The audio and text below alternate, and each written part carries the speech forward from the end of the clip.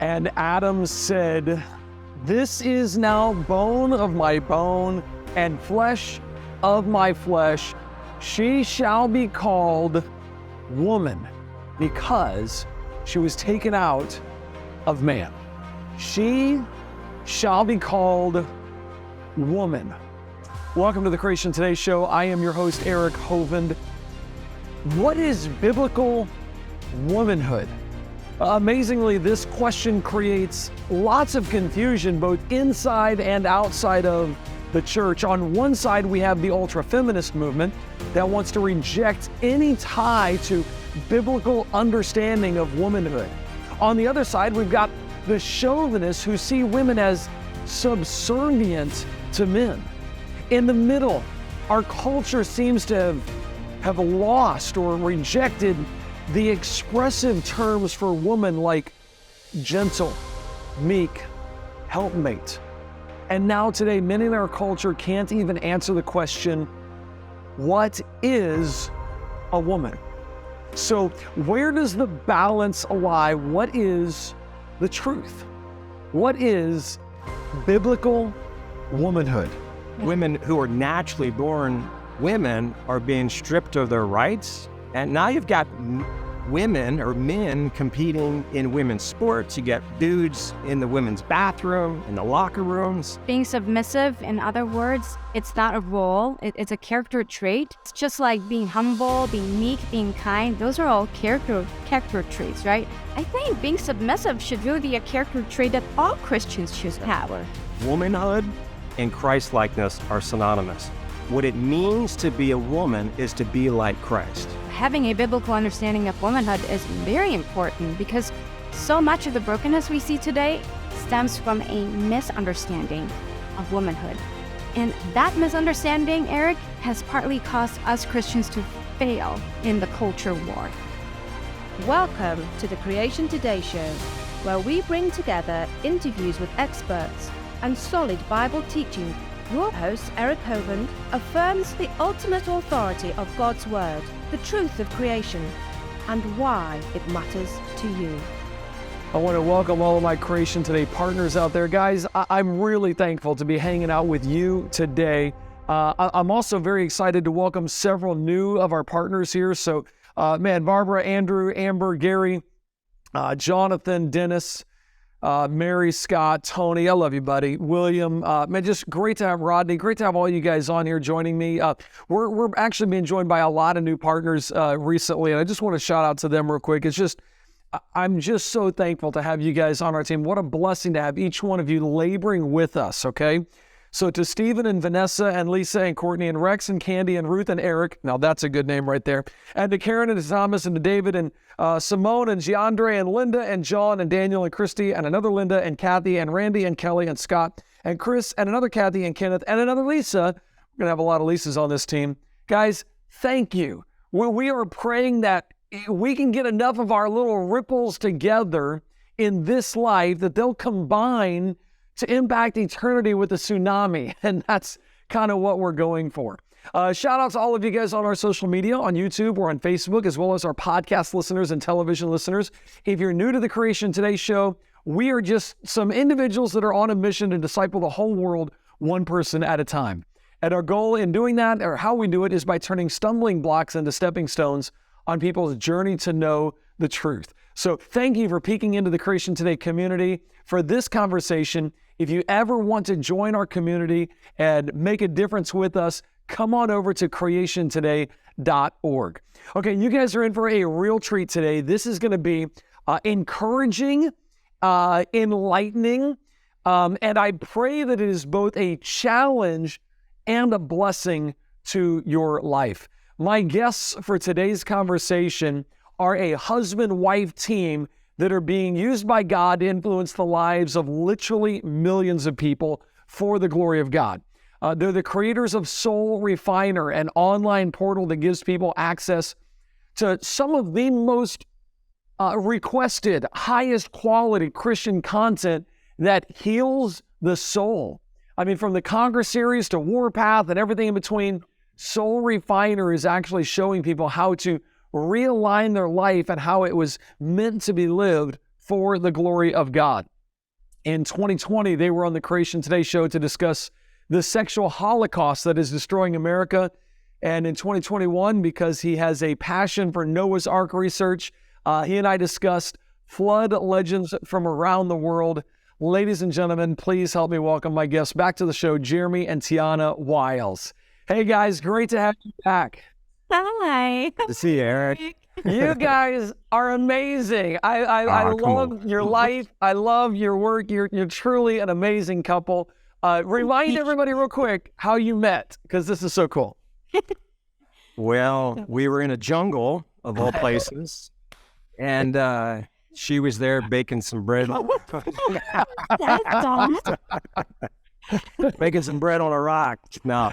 We were both filmmakers, and you were a filmmaker in America. I was living in Denmark at the time, and we were filming a documentary in the jungle of the Philippines, because I was doing a documentary, you were doing a documentary, we kind of merged our projects. Yeah. And I was baking bread. A little bit of jungle fever, Eric. I love it. I love we it. lived in a tribe, so yeah. In the Philippines, jungle. You guys really have, though. God has used you guys to come together, not just to create two beautiful children already, but to influence the lives of a whole lot of people through your resources on Soul Refiner, which if you don't already know about Soul Refiner, please go to soulrefiner.com and check out the work that they're doing. Get on their email list, get their updates. Oh, by the way, your latest update to me that you just sent out, I was blown away. You shared the quotes from Dennis Prager, the founder of Prager University, that shocked me. He said about pornography, Dennis Prager said, men want variety. If pornography is a substitute for one's wife, it's awful. If it's a substitute for adultery, it's not awful. And then he said, the bedroom might be the place for the unholy or the non-holy to express itself, because I believe that we are created in the image of God and animals' image. Wow. That's the justification for pornography, right? Yeah. And what did Jesus say? If anyone looks at a woman with lustful intent, he's committed adultery with her in his heart. He raised the standard. And unfortunately, under the law, you're still abiding by the law, which is the behavior. It's based on behavior. And Jesus said it's not just the behavior, it's the heart. It's the heart. Yeah. He raised the standard. And I think right there where Eric was saying image. The key word there is image. I think the image of God has been attacked by Satan from the beginning of time, and he attacked it in marriage. He attacked it when Adam and Eve became one flesh. And that's what we're seeing here in this whole debate on womanhood. It's image, identity. That's right.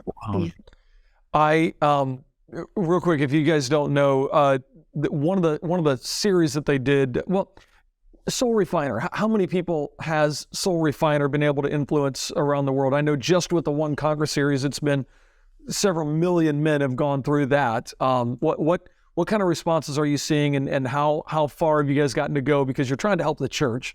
Maybe we're called. Well, there's tens of thousands of churches that have gone through the Conquer series, something like 60,000. And so Soul Refiner, a lot of people move from Conquer series and the Warpath. They go into Stronger Together, a series we have on marriage. They use Legacy series. And now we're releasing a brand new series for the women on betrayal, sexual betrayal, and called From the Ashes. And there's also another one on marriage called Happily Even After. So it's all the dirty subjects, Eric, the things that people don't like to talk about. Exactly. Right? Well, but we need, it's the elephant that's been in the room for decades that is kind of the hush subject. I've got personal friends that have dealt with unbelievable heartache, unbelievable disaster. I got a friend right now who, man, I mean, if I told you the story, you'd be like, wow, you talk about betrayal. It's unbelievable. So thank you guys for saying we're going to tackle these tough issues. Thank you. Thank you for being there. I asked you guys specifically to be part of this conversation on biblical womanhood because I do, like I said in the intro, I feel like we've gone from 100 years ago, the feminist movement rose up and to combat, to kind of go against kind of the other side, the people that were putting down women, saying you have no role, and not many had the biblical stance of where it should be. And I really wanted to have that conversation with you guys. especially now that we don't even know what a woman is in culture. Right. Yeah, the identity of a woman is blurred, right? And so by redefining a woman, we're making a gender a relative term. Women who are naturally born women are being stripped of their rights, their dreams, their safety. And now you've got women or men competing in women's sports. You got, dudes in the women's bathroom, in the locker rooms. Yeah, it's crazy. Crazy. I can say that this is such a broken landscape. If you look at the landscape today, there's just so much insanity. I'm like, oh my goodness, we are at the end of the end times. When you look at this, it's a mess. It's a huge mess. But if you think about it, because you touched on the word feminism, how did feminism emerge? It emerged out of brokenness, out of this landscape of brokenness. And that brokenness, feminism is really, in essence, a reaction to the misogynism, female oppression, male dominance, and abuse that's been going on for millennia. We're talking about millennia. And if you look at this group of feminists, the majority of them are what? They're hurt women. And hurt women are what? They're weaponized. They're like, I'm not going to let abuse happen to me ever again. But the problem is the reaction is negative. It's negative. Even though the intent is we've got to protect ourselves, it was very detrimental to culture. Because what happened? What did the feminists do? They promoted what? LGBT, the LGBT movement. And now transgenderism. Yeah. Yeah. And that's hard for me. Yeah, exactly. So the next thing is it's moving towards pedophilia. Wow. I think it's going to go from, gay marriage to transgenderism to pedophilia. Legalizing it. Yeah. That's what Judith Reisman told us. And Judith Reisman was, oh my goodness, when she was alive, she fought Kinsey. She fought, Playboy and won. And she was the one who exposed the whole Kinsey Institute thing on the sexual revolution. And so she was telling us, and this was 12 years ago, that they are in the process of legalizing pedophilia. And she told us, you wait and see. Step by step, they are doing it. This is strategic. Yeah. Now, I've got some of you guys out there watching that are like, there's no way that's not going to happen. But think about it. Would you ever have dreamed that men would begin to dominate women's sports and the whole world go, yeah, this is... I saw this clip on Instagram and I thought, oh my goodness, I feel like I'm in the Twilight Zone. Ken, do you have that clip from Instagram? Watch this.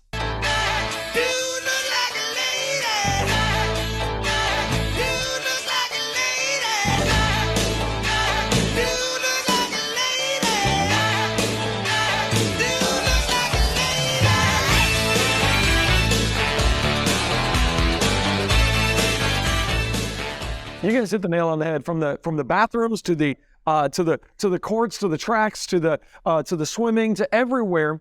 And I didn't make that video clip. I just saw that, but I'm like, oh my goodness, they're trying to kind of have fun at, white man got back, but the reality is we're facing a real problem here. And you're right, they're not going to call it pedophilia. They got a new term for it, minor attracted. It doesn't sound as bad as. Oh my goodness, and that's all. You're just minor attracted. That's just who you are.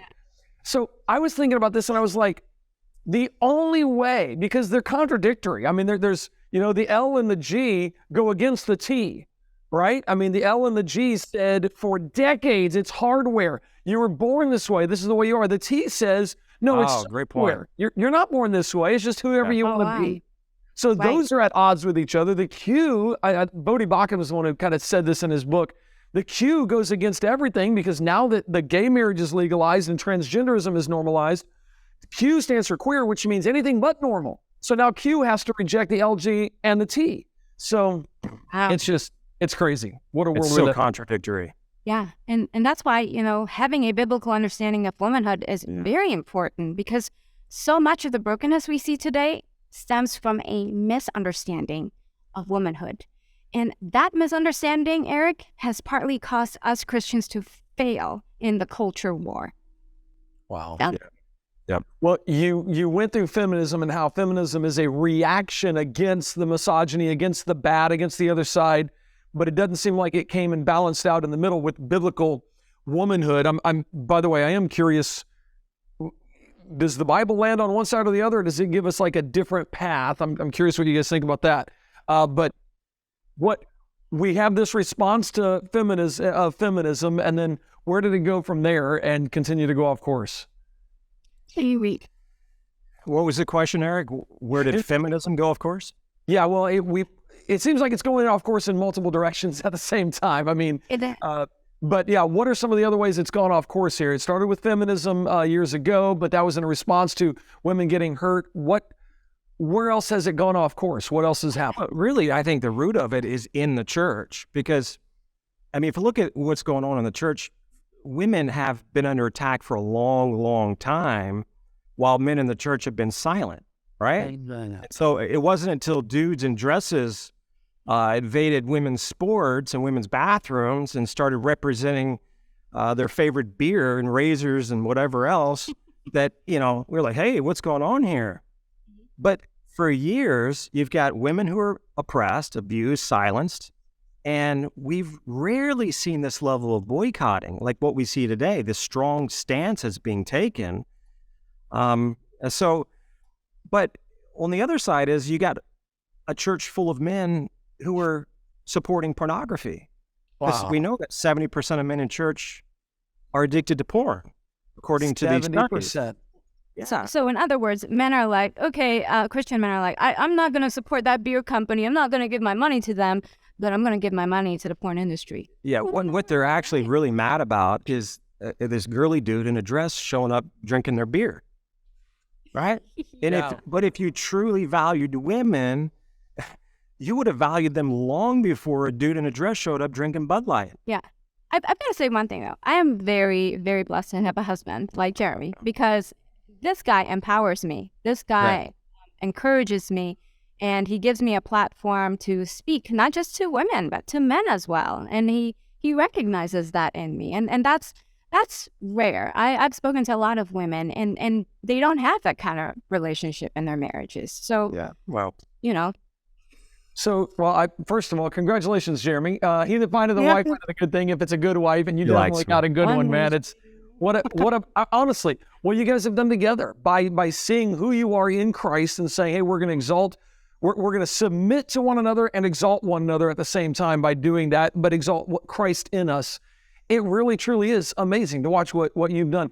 How can Christian men, how can we see women from the biblical perspective? Well, we got to start valuing women from a biblical perspective. A few weeks ago, I was at a men's event in Arkansas, and there were 1,000 men in attendance. We took a survey.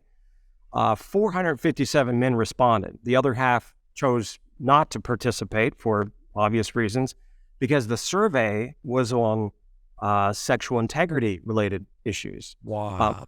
But the survey revealed, of those 457 respondents, that over half watch pornography, right? 70% are resorting to masturbation on a regular basis. Like I said, it's no surprise. We know 70% are watching porn in the church. But the majority of Christian men objectify women. So they become an object of their lust. How is it possible for Christian men to understand the biblical value of a woman when they're treated as objects? Because when you consume porn, which obviously degrades women, you're really not in a moral position to defend against transgenderism, because you can't defend what you don't value, right? So when you watch porn, you're complicit in this abuse, this oppression, this objectification of women. So, considering that over 70% of Christian men watch porn, the message that we tell our wives is that their value is based on their performance. Wow. So I would say, you've hit the nail on the head there with objectification, because the objectification of women doesn't just happen in the world. It happens a lot in the church. We just don't talk about it. We're just very quiet about it. It's not until you have some kind of a disaster, like the friends that you were talking about, in which my heart goes out to them, that we're like, oh gosh, we've been failing at this. I feel like when it comes to the objectification of women, we just quietly accept it in church. And that's why hypocrisy tends to flourish in so many churches, you know. And I would say another indicator besides porn in church, you know, is objectification of women, is domestic violence. We don't realize that there's a survey done somewhere where domestic violence is more frequent in Christian homes than in non-Christian homes. Can you believe that? No way. Yeah. And the reason is because many Christian homes, especially fundamental evangelical homes, they embrace this traditional role structure of the man as the dominant player, and the wife just has to be subservient. She has to submit to him. What happens then when she doesn't submit to him? What happens then when she starts pointing out his sins and defying him in certain ways to protect herself and our kids? Well, he wants to stand up and say, wait a minute, woman, you've got to submit to me. And when she doesn't, sometimes, and in these cases of, you know, domestic violence, he uses physical control. He uses violence. Physical abuse, emotional abuse, spiritual abuse. Eric, there was in our community here in Florida, just recently, someone told us about an incident that happened in a school sporting event. And this man overheard a pastor on the soccer field threatening his wife. Their baby was crying, and this pastor tells her, you better make that baby stop crying or I'll give you something to cry about. And so this guy overheard this, and he confronts the pastor in defense of the woman, but it's actually rare to see men do this. Normally, you know, people just turn a blind eye.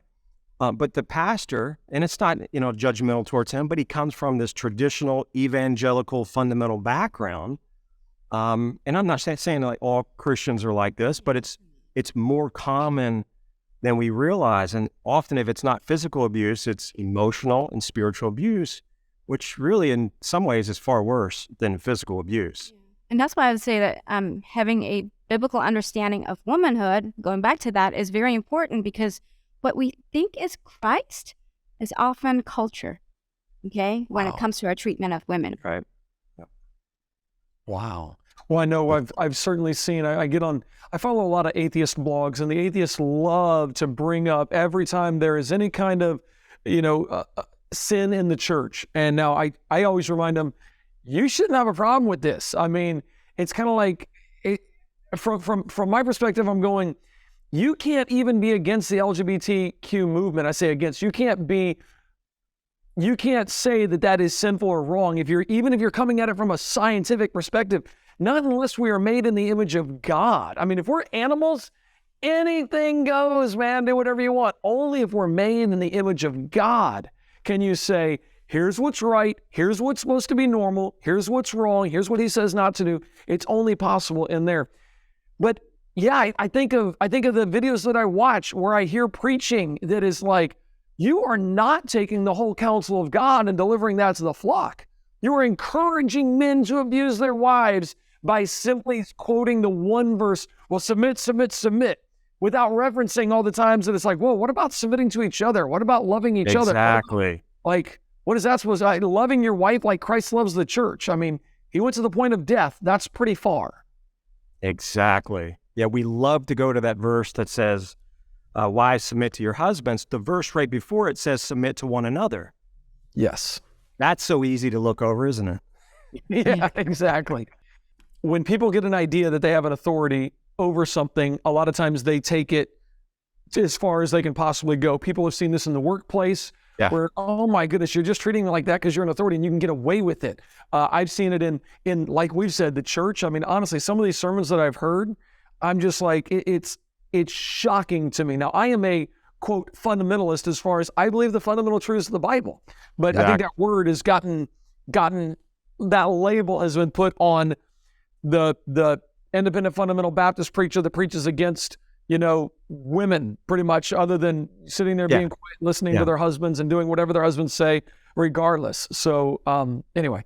Yeah, because when this topic comes up in a certain group within the church, this topic of biblical womanhood, you know, they automatically default to discussing if she's supposed to submit to him or not, right?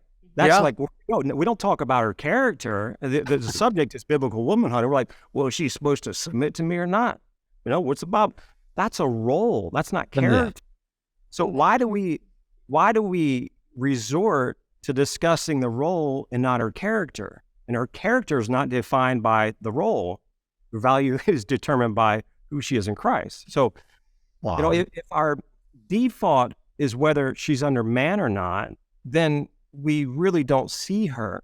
She's kind of like in his shadow. But as the church, we need her to be on the battlefield, for the kingdom. Yeah. So, and I think, I guess being submissive, in other words, like you said, it's not a role. It's a character trait. I guess just like being humble, being meek, being kind, those are all character traits, right?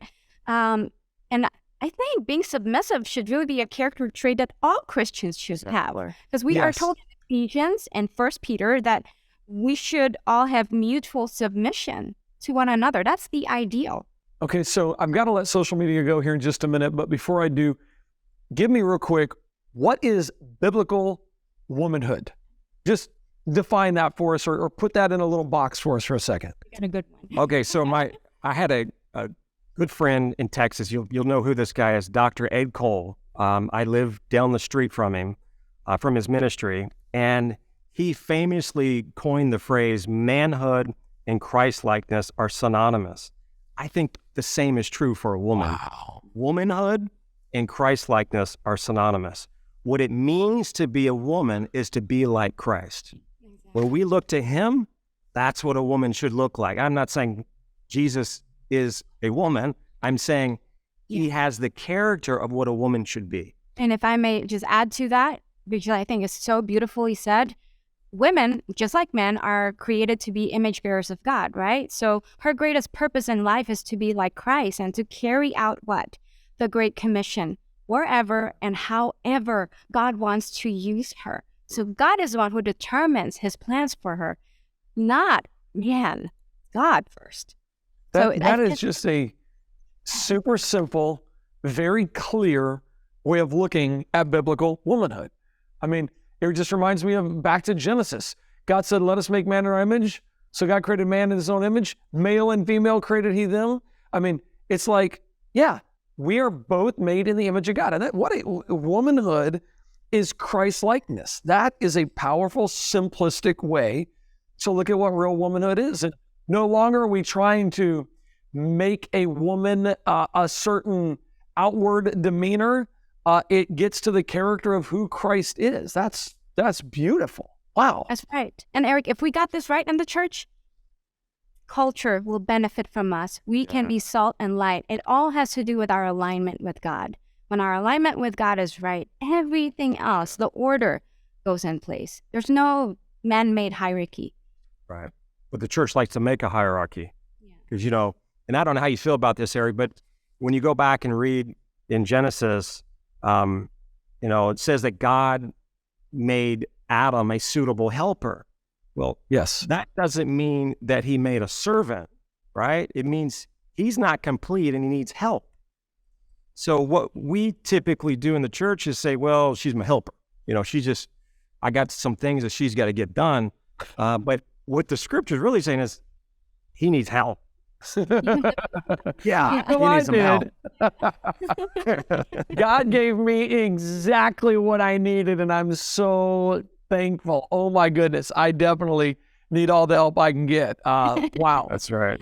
And I am blessed, man. My wife and I, we were just last night passing out tracts last night, and I'm just like, how incredible is this to be able to serve God, share the gospel, raise a family, with an amazing woman who loves God and wants to see his character come through in her life. I mean, that is, and I know not every man out there has that. Not every woman has a guy like Jeremy, okay, Tiana, that is just the most awesome guy in the world. That just is, it really has his head screwed on straight and understands this stuff. No.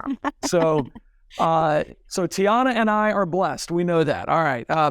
But I am thankful that God is at work in my life through my wife. And I hope that God is at work in my wife's life through me as we try to lead. But I agree 100%. My dad used to say it, well, he said it at my wedding because he did my wedding. God didn't make Eve out of the foot for Adam to rule over, didn't make her out of the head to rule over him, made them out of the side so they could together serve. It was literally a togetherness that they're supposed to be walking in. And I agree. I think that's exactly right. Yeah, it's not like, hey, Eve, God took a bone out of me, now you owe me, pay up. Right. Yeah, Eric, since you brought that up, a lot of the argument behind that is that God took the rib, right? But the Hebrew word there is salah. It doesn't mean rib, it means side.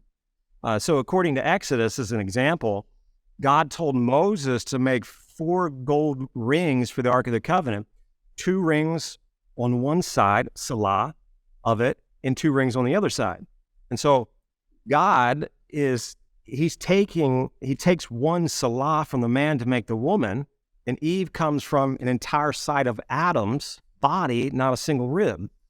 So I think she comes from the side, not a rib, when you really interpret it the way it should be.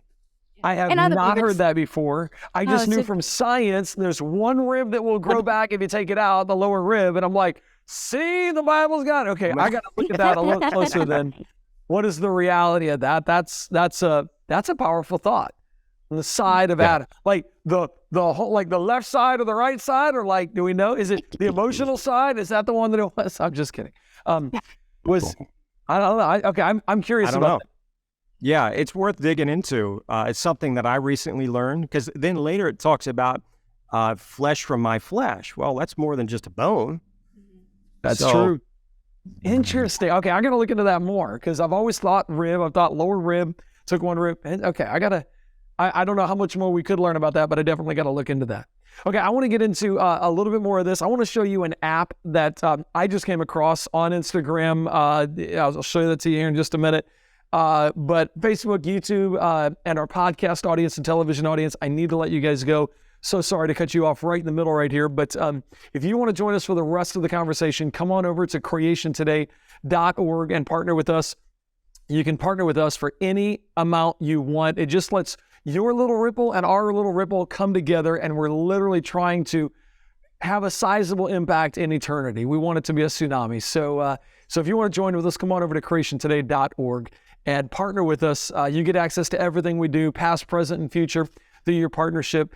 And I certainly do appreciate you joining with us to try to do the work that we are called to do. Go into all the world and preach the gospel and teach. That means make disciples, which is really what it's all about. So help us come along the church, along and help the church be what the church is called to be. Next week, I'm having a conversation about science experiments. I'm a guy who loves science. And next week, we're going to be doing some crazy fun science that you guys should be able to enjoy this summer. Science experiments you can do with your kids, or if you're still a kid like me, just do them yourself. Okay, have a great time. But some things you can do this summer with science to teach your kids about God and His Word. So we'll be live at noon on Wednesday next week for that. Awesome. Okay,